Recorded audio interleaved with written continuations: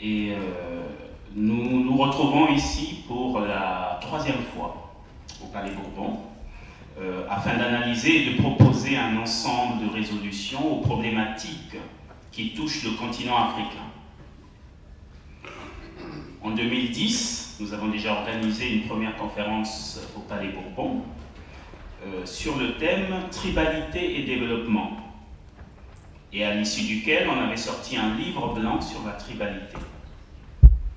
En 2011, la seconde conférence a porté sur le thème « Tribalité et redistribution des richesses ».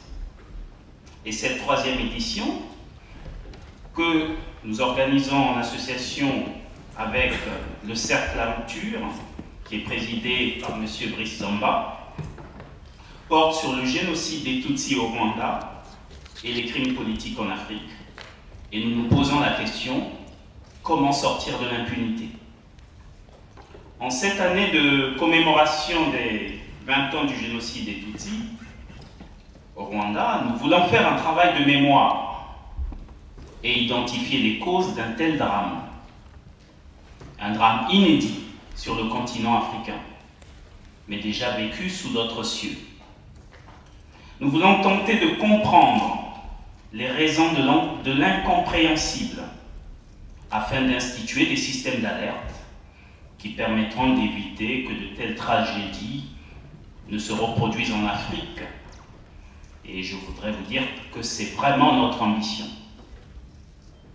L'Observatoire panafricain de la tribalité que je préside veut reconnecter l'élite africaine aux valeurs humanistes de sa culture, afin qu'elle retrouve à travers sa tribalité, c'est-à-dire ses institutions, ses règles, ses valeurs traditionnelles ou coutumières, le principe actif qui peut lui permettre de guérir le continent africain du syndrome de la haine et de la division. Chers amis, chers invités, en ce jour du 21 juin 2014, je veux que nous nous souvenions qu'il y a 20 ans, des enfants, des femmes, des hommes, de toutes conditions, ont été massacrés parce qu'ils étaient Tutsis. Des Hutus opposés à l'extermination de leurs semblables ont subi le même sort. Et je veux que nous commémorions avec le peuple rwandais le souvenir de ces jours où la folie des esprits habités par la haine a corrompu le cœur d'une partie d'un peuple pour user du crime comme outil de conquête et de conservation du pouvoir. Je veux que nous nous connections à leur âme pour leur dire que nous nous sentons solidaires de leurs blessures. De même, je réaffirme que nous devons être solidaires de tous les peuples qui ont subi l'abomination des génocides tout au long de l'histoire de l'humanité. Toute parcelle d'humanité qui vibre en nous doit considérer qu'il est vital de combattre toutes les idéologies qui prônent l'extermination de masse. Et je pense que refuser ce combat serait une grave erreur, une faute morale, une faute politique. Par conséquent, l'élite africaine doit s'engager résolument dans ce noble combat pour éviter que les sirènes de la mort ne transforment notre continent en champ de ruines. En cela, le devoir de mémoire est une exigence. Nous la devons aux âmes qui ont été victimes des génocides, mais aussi aux vivants que nous sommes, afin de rappeler à chacun d'entre nous que nous devons toujours combattre la bête hideuse de la haine et de l'intolérance. La mémoire du génocide des Tutsis ne doit pas être occultée. Elle doit alimenter le feu des luttes qui doivent être menées contre les pratiques politiques et les idéologies ethnicistes qui, en Afrique, conduisent au massacre des populations pour assouvir la soif de pouvoir et la domination d'un groupe sur l'autre. Le souvenir de cette Shoah africaine doit être érigé en rempart contre les abominations diligentées hier, aujourd'hui, et peut-être demain, par des leaders politiques, parfois soutenus par des puissances obscures. À cet effet, nous devons combattre avec la plus grande énergie le négationnisme. Laisser le négationnisme prospérer, c'est accepter de voir mourir les victimes une seconde fois, qu'il s'agisse du génocide arménien, du génocide du peuple juif ou le génocide des Tutsis. Céder du terrain au négationnisme, c'est accepter d'être complice des crimes qui se sont produits et qui pourraient se reproduire. Prenons garde, car le ventre de la bête est encore fécond. L'obligation de justice sur le génocide des Tutsis et les autres crimes politiques en Afrique est indispensable. Il faut juger tous les auteurs et tous les complices de crimes contre l'humanité en Afrique et ailleurs. Et cela ne peut être négociable.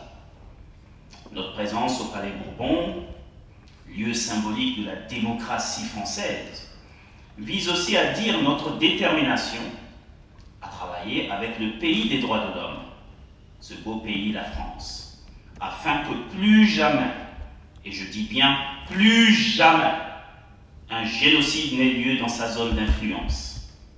Nous ne pouvons donc pas ici occulter la position ambiguë de la France, ou plus particulièrement du gouvernement français de l'époque, lors du cauchemar rwandais. Nous appelons la Grande France à poser des actes forts, notamment en considérant les erreurs commises lors du drame rwandais, à l'image des États-Unis, par l'intermédiaire de son président Bill Clinton, qui déclara en son temps « Nous avons failli au Rwanda et nous présentons nos excuses ». Oui, la France doit rendre sa politique africaine plus sourcilleuse et plus intransigeante avec les dictatures. Les intérêts économiques ne doivent en aucun cas occulter la nécessité du respect de la dignité humaine. Il n'y a pas d'incompatibilité entre le respect des intérêts français et l'exigence d'une meilleure gouvernance dans le respect de la dignité humaine sur le continent africain. Je l'affirme, le soutien aux tyrans peut et doit cesser. La France n'en sera que plus grande et ses intérêts en seront certainement confortés. Une option différente consoliderait à contrario un sentiment d'impunité, celui-là même qui a conduit le régime Habyarimana à commettre l'irréparable. Néanmoins, nous nous félicitons que la France ait engagé des actions conduisant à mettre fin à l'impunité des génocidaires vivant en France. Nous affichons notre satisfecit suite à la condamnation de M. Pascal Sibi-Kangwa à 25 ans de prison le 14 mars dernier. C'est un signe encourageant et nous espérons que d'autres auteurs de crimes et de génocides africains se trouvant sur le territoire national ou en Afrique seront jugés et condamnés par les tribunaux français et par la justice internationale. Il me semble que le devoir d'ingérence judiciaire est une nécessité lorsque la justice de certains pays est totalement influencée par un pouvoir tyrannique et dictatorial. Sans justice, c'est l'esprit de revanche, de vengeance, de représailles que l'on prépare pour demain, et donc d'autres crimes, au risque de s'enfermer dans un risque continu, dans un cycle continu de violence. Les questions que nous posons, comment sortir de l'impunité? Les questions sont nombreuses. Devons-nous toujours recourir aux justices extérieures, au continent? Comment renforcer et mettre en place en Afrique des institutions judiciaires indépendantes des régimes dictatoriaux? Comment sortir de l'impunité? Il me semble que les Africains eux-mêmes doivent tenter d'agir en amont des tragédies et réfléchir à la mise en place d'instruments politiques et juridiques afin d'endiguer la propagation du crime politique sur le continent. À ce titre, l'expérience rwandaise à travers les tribunaux Gacaca est très intéressante, puisqu'elle a permis la reconstruction extraordinaire de ce pays. L'expérience d'autres pays ou d'autres communautés peut nous être utile. Voilà pourquoi nous avons souhaité associer à nos travaux non seulement des Africains, mais également nos amis d'Europe et plusieurs autres organismes et organisations, comme le CRIF, le Conseil représentatif des institutions juives de France, la LDH, la Ligue des droits de l'homme, le CCAF, le Conseil de coordination des organisations arméniennes de France, l'UEJF, l'Union des étudiants juifs de France, que nous remercions d'avoir accepté notre invitation. Nous les exhortons de venir nous rejoindre dans notre combat commun. Chers amis, chers invités, je souhaite que les travaux d'aujourd'hui éveillent nos consciences, afin de construire une nouvelle Afrique, débarrassée des génocidaires et des criminels. C'est en ce sens que nous avons besoin de vos idées, vos inspirations, des contributions de tous ceux qui sont dans la salle et des éminents intervenants qui vont s'adresser à nous aujourd'hui. Je terminerai mon propos par cette citation d'Éric Emmanuel Schmitt qui m'a beaucoup inspiré. Tout génocide est humanocide. Au fond, tout meurtre est un suicide.